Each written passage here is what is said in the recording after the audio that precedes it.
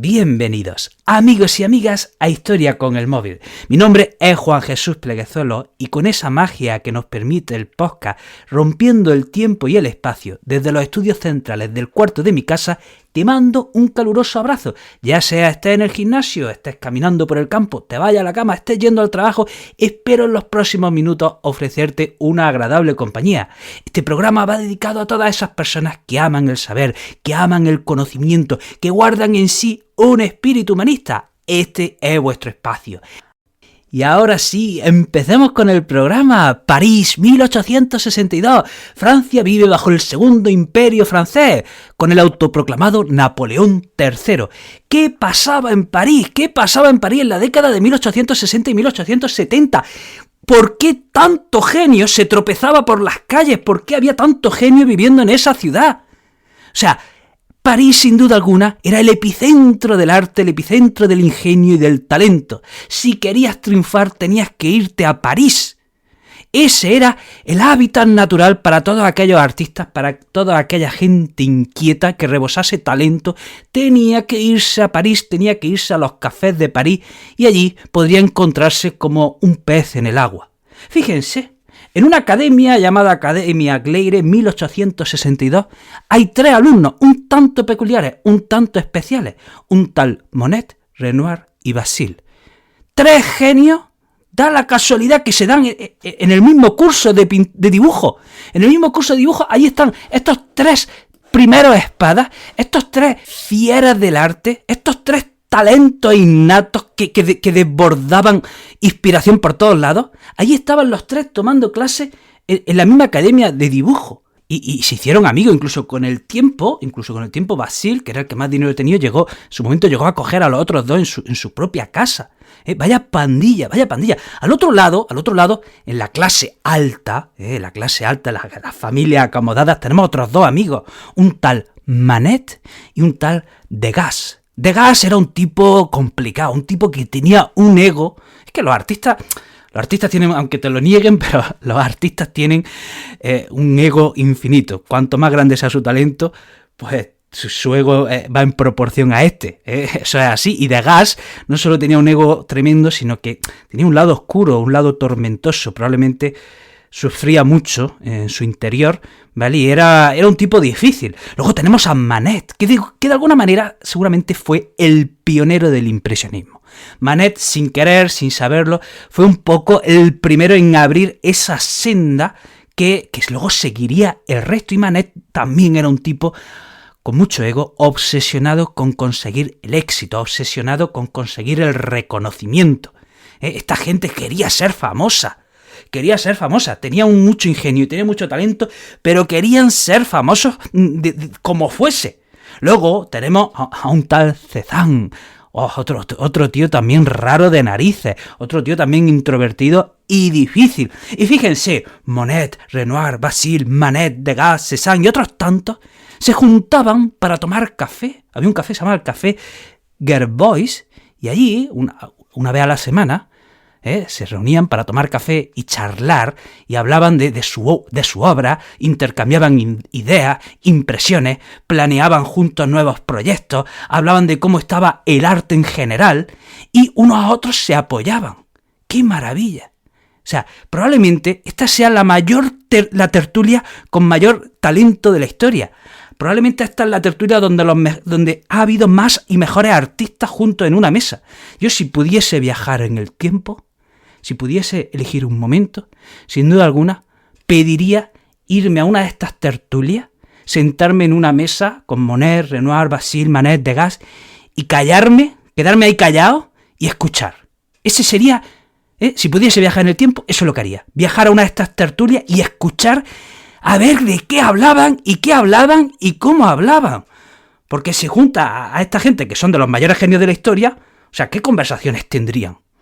¡Qué maravilla!, ¿verdad?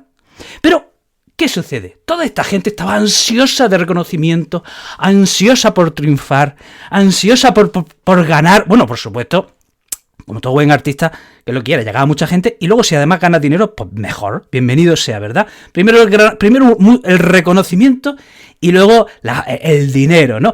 Y esta gente pues quería eso y quería triunfar a toda costa. ¿Cuál es el problema? que en el París de la segunda mitad del siglo XIX, si eras artista y querías triunfar, solo había una vía, que era exponer en el Salón de París.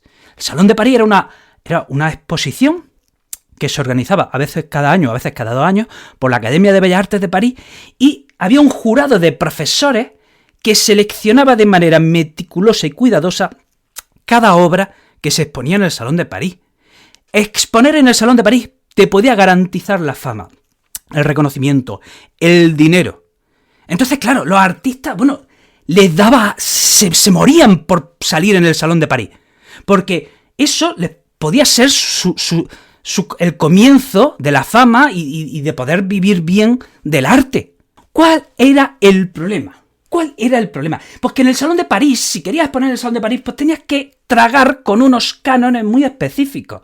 En el Salón de París, o sea, el estilo que se pedía en el Salón de París era un estilo muy academicista y clásico. ¿Quién era el público que iba al Salón de París? Pues las clases altas, la nobleza, la alta burguesía, gente refinada, y querían, pues eso, un gusto exquisito, unos temas especiales refinados, que si quieren cosas de mitología, que si de emperadores, que si de batallas, que si de guerras, pues lo típico que muestra el arte. Y claro, estos nuevos artistas no querían tragar, o les costaba mucho tragar con las normas que se imponían en el Salón de París. Intentaron, de alguna manera, desde dentro, dinamitar las normas que el Salón de París dictaba. Entonces, ¿cómo romper con el Salón de París? Bueno, ya hubo un artista, en los años 50, Gustave Courbet, un artista realista, que intentó por su cuenta salirse de la vía del Salón de París y exponer por su cuenta. Courbet consiguió exponer en el Salón de París un cuadro que se llama Los Picapedreros. O sea, fíjense, en medio de cuadros de la alta nobleza, de dioses, de diosas, de repente pone un cuadro, consigue exponer un cuadro que se llama Los Picapedreros, o sea, 2 tíos que están picando piedra, un trabajo dolido, sufrido, un trabajo de la gente común. ¿Qué hacía ese cuadro en medio de cuadros de nobleza, de dioses y de reyes? O sea, ahí consiguió colar una muy buena. También colocó un cuadro que se llama El Entierro de Ornans, que tiene una composición casi de un tema heroico, pero en el fondo no, en el fondo era el entierro de un tipo normal y corriente, el entierro en un pueblo, de una persona sencilla. O sea, aquí Courbet consiguió colar 2 cuadros en el Salón de París, yo creo que sin que se diesen cuenta de lo que de verdad estaba tratando. Y Courbet en el año 1855 se cansó, ¿no?, de tanta imposición, y en 1855 cogió el tío y montó su propia exposición, llamada El Pabellón del Realismo, y que se encontraba al lado de la Exposición Universal. O sea, quizá Courbet fue el primero que intentó, pues por su cuenta, hacer algo desde la iniciativa privada. Intentó montar una exposición propia, la montó directamente, intentó salirse de los dictámenes del Salón de París. Vamos a hablar de Manet. Que ya hemos dicho que estaba obsesionado con triunfar, pero hemos dicho que la única manera era entrar en el Salón de París. Así que en 1858... Manet presenta al Salón de París una obra que se llama El bebedor de absenta, y por supuesto se la rechazan. ¿Cómo iban a aceptarle esa obra en el Salón de París, cuando el bebedor de absenta estaba representando a un borracho, a un perdedor, a un marginado? Ese cuadro no podía tener cabida en medio del Salón de París, donde se rinde culto al poder, a los dioses, a la mitología clásica y a unas normas muy academicistas. No se podía retratar a un humillado y a un perdedor en medio del Salón de París, así que le rechazan el cuadro. Lo vuelve a intentar en 1861 y ahora lo consigue. En 1861 Manet consigue exponer en el Salón de París con un retrato de sus padres. Por fin Manet entra en el Salón de París, pero todavía no le llegará todo ese reconocimiento merecido. Manet se hace un nombre dentro de la comunidad de artistas, se convierte en ese pionero que va señalando el camino. Sin embargo, todavía no tendrá la gran fama y reconocimiento que él quería. Y atención, momento clave, 1863. El Salón de París ha rechazado propuestas de obra a cascoporro. ha descartado un montón de obras y el jurado, o sea, pues ha recibido críticas. En este caso, el jurado que seleccionaba las obras para el Salón de París ha recibido muchísimas críticas. Llegan a Napoleón III y Napoleón III decide organizar una exposición alternativa llamada el Salón de los Rechazados. Atención al nombre, Salón de los Rechazados, que ya el nombre en sí es insultante. Y ahí Manet expone una obra escandalosa, una obra disruptiva, una obra, vamos, que hace temblar. Una obra que se llama El almuerzo en la hierba. Miren, ¿qué vemos? ¿Qué vemos en la imagen? Vemos un paisaje, un bosque, sobre la hierba, dos hombres vestidos que hablan entre sí, y a un lado también vemos a una mujer, con los dos hombres, vemos una mujer que está desnuda. O sea, los hombres están hablando entre sí vestidos y la mujer está desnuda, pero mientras los hombres hablan entre sí, la mujer desnuda se gira y está mirando al espectador. ¿Qué está haciendo esa mujer desnuda mirándonos? ¿Por qué está con esos hombres? ¿Por qué están en el campo? Al fondo también vemos una mujer que está desnuda agachada. ¿Pero qué representa este cuadro? O sea, ¿qué llamó la atención de este cuadro? Miren, este cuadro está inspirado en una obra que se llama El concierto campestre de Tiziano. Y en la historia del arte, el desnudo no era ninguna novedad. El desnudo de la mujer no era ninguna novedad, ni el del hombre. O sea, desde siempre se habían retratado y esculpido al hombre y a la mujer desnuda. Eso no tenía nada de novedad. Pero en este caso, el contexto es lo que llama la atención. ¿Por qué está desnuda esa mujer? No lo sabemos. ¿Es que es una diosa? No. ¿Es que es una reina? No tenemos ni idea por qué está desnuda. Y eso es lo que llama la atención, que por primera vez en el arte, o es una de las primeras veces en el arte, que se ve una mujer desnuda sin ningún contexto y está con dos hombres. ¿Es que era una prostituta? Pues es lo que parece. Es lo que parece. Da la sensación de que se está representando a dos hombres que están con una prostituta. Y entonces eso llama la atención y es algo escandaloso. Por otro lado, la manera con la que está pintado el cuadro parece que como si no estuviese acabado. ¿Por qué? Porque la pincelada prima sobre el dibujo, ¿de acuerdo? La pincelada prima sobre el dibujo y da la sensación de que algunas formas están inacabadas. Y eso fue lo que llamó la atención.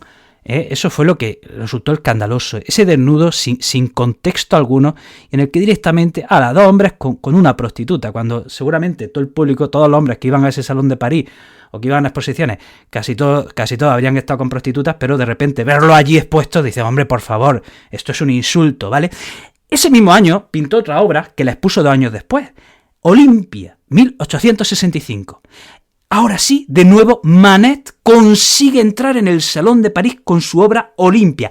Y esto es otro escándalo fuerte. ¿Qué vemos en Olimpia, en esta obra? De nuevo, una mujer, en este caso, reposada sobre una cama, también está desnuda y también está mirando al espectador. Se está tapando también con una mano sus partes pudendas. ¿Qué está haciendo esta mujer mirándonos de esa manera? De nuevo, esta obra fue un auténtico escándalo porque se está representando a una prostituta.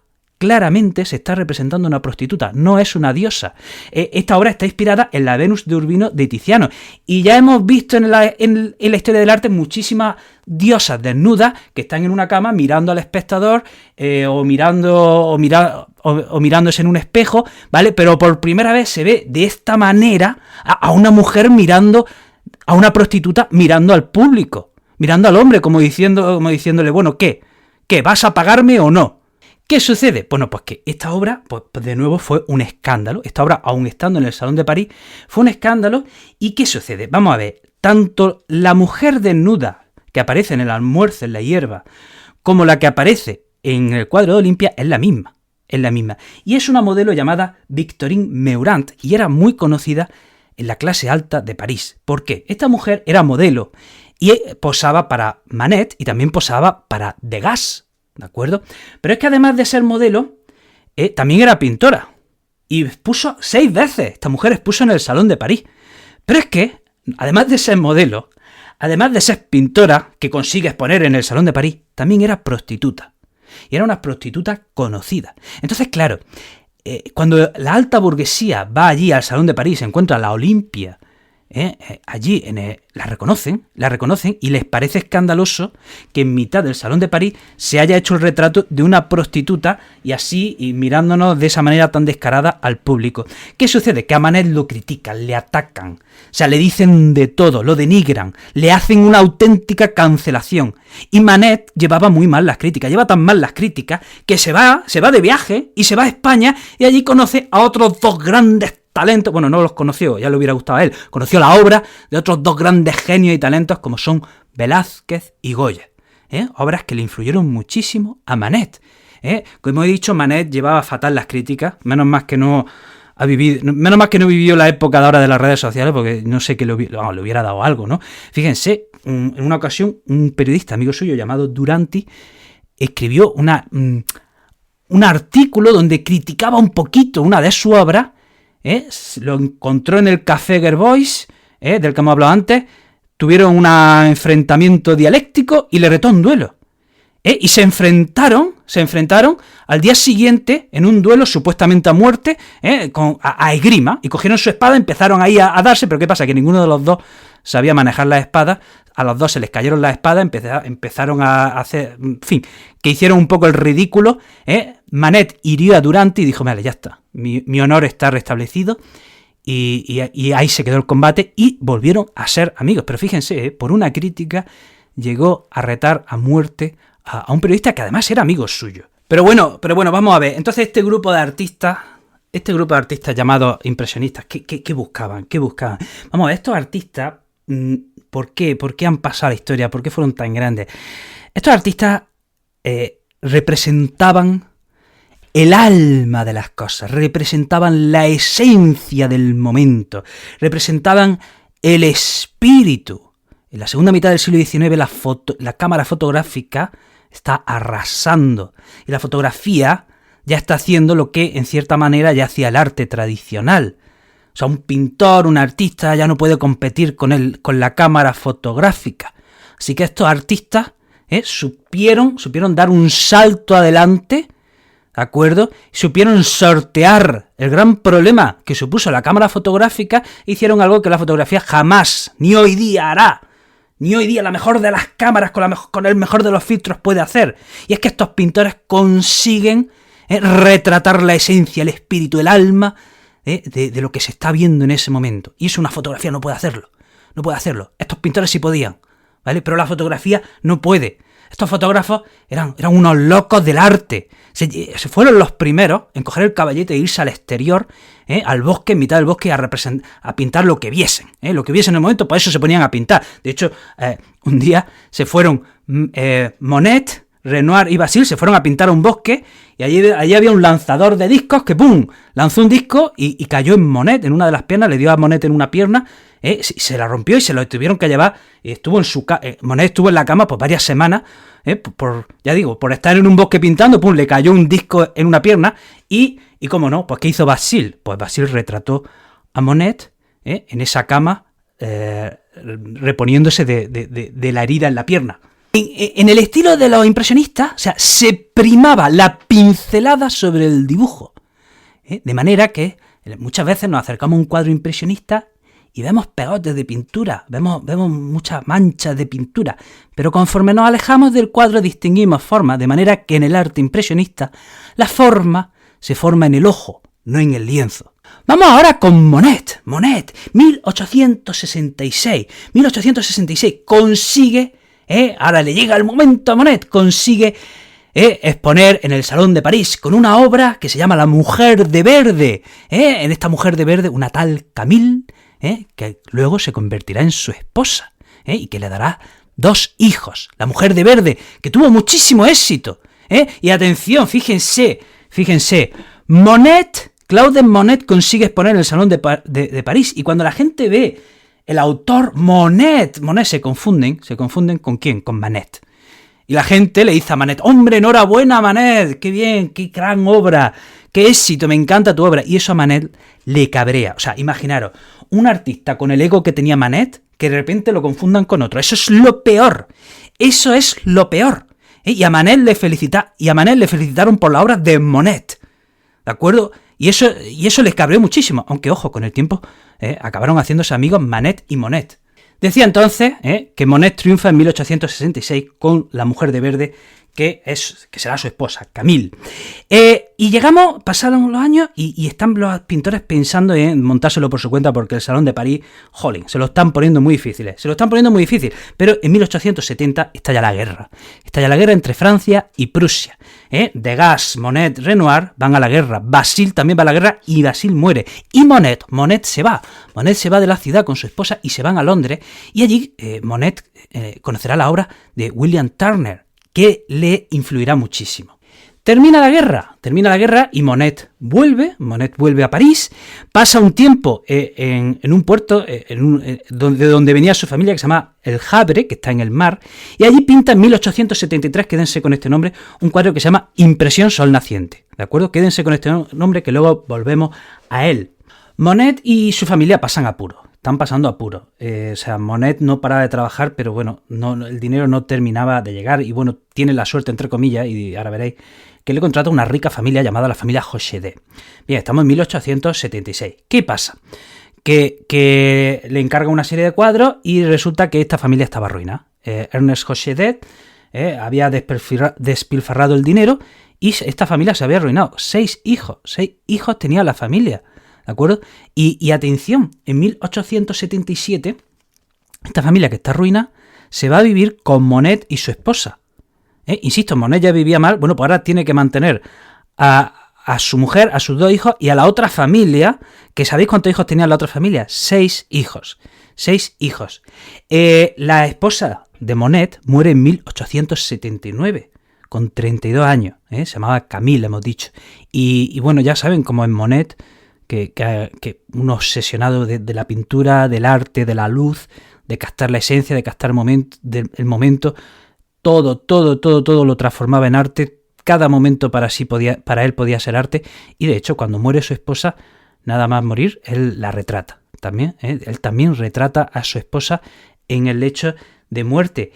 Sucedió que, como hemos dicho, Monet tiene que mantener ahora a sus 2 hijos y a los otros 6 hijos de la familia, que supuestamente la había contratado, pero que ahora él los tiene que mantener. Bueno, pues el marido de Ernest Hochedet se va, los abandona, y de alguna manera Monet acaba viviendo emparejado con Alice Hochedet. Con el tiempo Ernest morirá y Monet se podrá casar con Alice Hochedet. Y ahora volvamos atrás en el tiempo, volvamos a 1874. Los artistas impresionistas han dicho hasta aquí hemos llegado. Ya está bien de depender del Salón de París, o por lo menos depender de manera exclusiva del Salón de París. Eso no puede ser.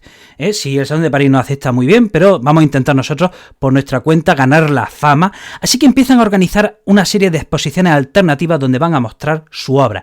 Y ya no van a depender de lo que el jurado del Salón de París le dé la gana exponer o no. Así que ellos van a exponer lo que les dé la gana. Así que en 1874, en el estudio Nadar, en la Avenida de los Capuchinos de París, se realiza la primera exposición impresionista. Por fin está libre. Y ahí se expone el cuadro de Monet, Impresión Sol Naciente. ¿Qué vemos en ese cuadro?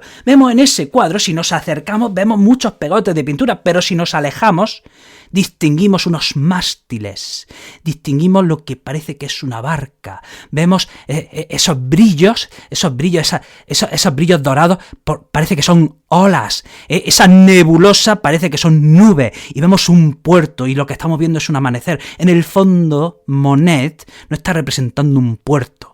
Está representando lo que él siente cuando ve ese puerto. Está representando el momento, el alma, el momento que se vive en ese puerto cuando amanece. Cuando él abre la ventana y ve el amanecer, de repente lo ve todo nubloso, lo ve todo borroso, ¿verdad? Así nos despertamos cuando abrimos los ojos. Pues es lo que le pasaba, abría la ventana, ¡pum!, y veía ese amanecer en el puerto y le causaba una honda impresión. Pues eso es lo que está representando, la impresión, lo que él está sintiendo al ver el amanecer.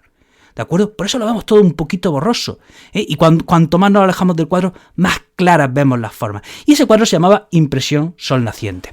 Bueno, hay que decir que esta exposición fue un fracaso. Se rieron de ellos, se cachondearon, Y los artículos que se escribieron se pasaron un poco. Hubo un artículo de un tal Luis Leroy que de manera jocosa representa el diálogo de dos visitantes a la exposición que se empiezan a comentar cada cuadro siempre en tono hiriente y mordaz. Y sobre el cuadro de Impresión Sol Naciente, fijaros el diálogo que tienen. Uno le dice al otro: ¿qué representa ese lienzo? Mira el catálogo. Impresión, Sol Naciente. Impresión. Estaba seguro de ello. Solo me decía a mí mismo que, dado que estaba impresionado, tenía que haber alguna impresión en ella. ¡Y qué libertad! ¡Qué facilidad de ejecución! ¡Ese paisaje marino!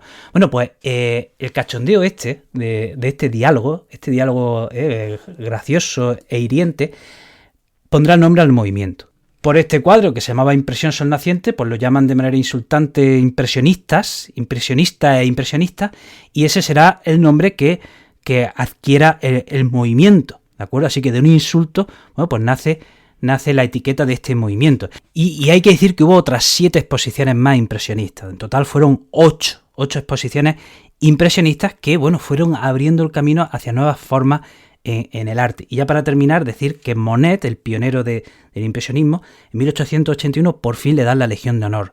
Por fin tiene el reconocimiento y la fama que tanto había buscado y que tanto le había obsesionado. Lo que pasa es que le llega tarde, le llega al final de su vida cuando ya está enfermo.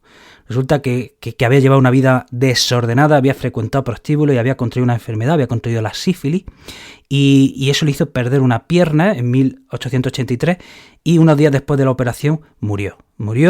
Y en los últimos años precisamente fue cuando le llegó la fama. De hecho, en 1882 realiza su última gran obra, o dicen que su mejor obra. O sea, justo antes de morir parece que representa su mejor obra, un bar en Folies Bergère que se expone en el Salón de París. Y qué ironías porque Manet se va como llegó, representando, si Olimpia y Almuerzo sobre la hierba eran un escándalo porque estaban representando a una prostituta que miraba de manera abierta y casi incitadora al cliente, al público, de nuevo pues vemos casi la misma situación pero de una manera más sutil. Vemos una camarera que está detrás de una barra, detrás de ella hay un espejo y a través del espejo vemos que la camarera está atendiendo a un cliente que somos nosotros, porque si yo me coloco enfrente de esta mujer, resulta que yo puedo ser el cliente con el que está hablando. Y vemos el rostro de la mujer, un rostro cansado, está un poco harta. Seguramente el hombre con el que está hablando le está dando las chapas, probablemente a saber las cosas que le estará diciendo. Y es que, bueno, en aquella época pues era frecuente que las camareras sacasen un extra prostituyéndose. ¿De acuerdo? Entonces probablemente esta camarera sea también una prostituta, ¿vale? Y es lo que está representando Manet. Detrás de la camarera vemos a través del espejo cómo hay una gran fiesta en el salón, una pedazo de fiesta, y en medio de esa fiesta llama la atención la mirada cansada de esta señora, la mirada cansada y un poco hastiada de lo que, bueno, seguramente esté aguantando.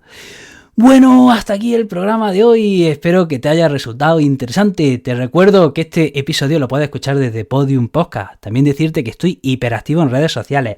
En Facebook soy Juan Jesús Pleguezuelos, en Instagram, TikTok y YouTube soy el Profesor Inquieto y en Twitter el Profe Inquieto. Querido amigo, querida amiga, te deseo lo mejor y nos vemos en el próximo programa.